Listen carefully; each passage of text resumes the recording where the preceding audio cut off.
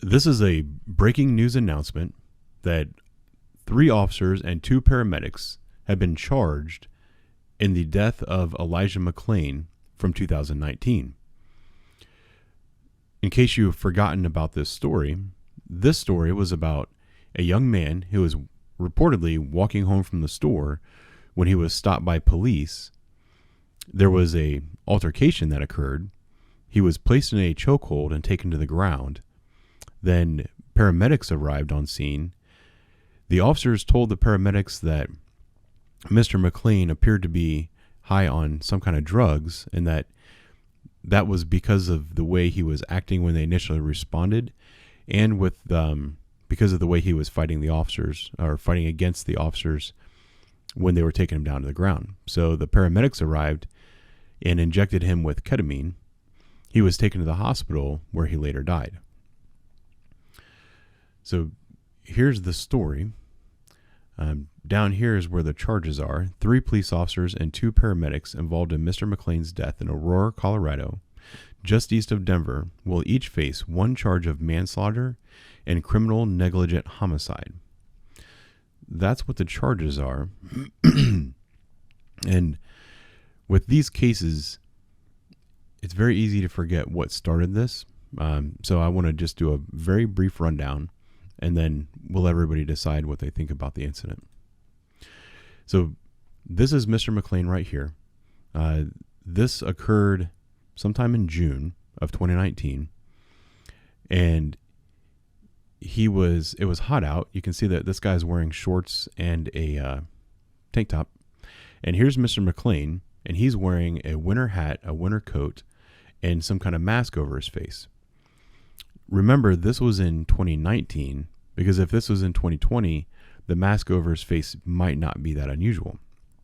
So due to the unusual circumstances, either the clerk or someone else in the store called police.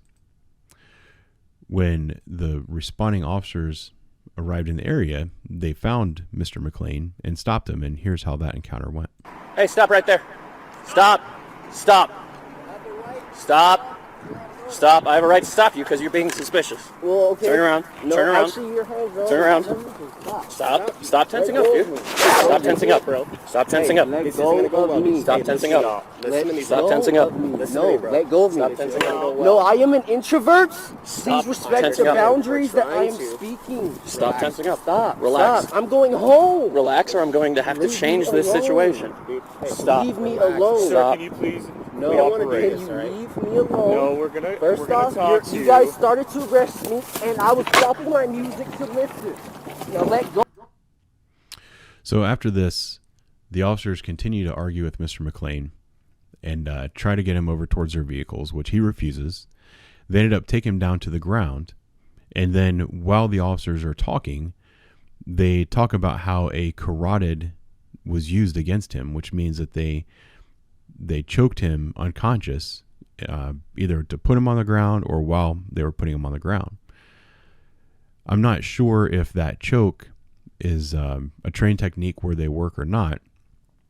I remember watching this video when it came out initially, and the parts that I definitely took exception to were once he was unconscious and on the ground, I believe they left him laying on his stomach, and I think somebody was also on top of him.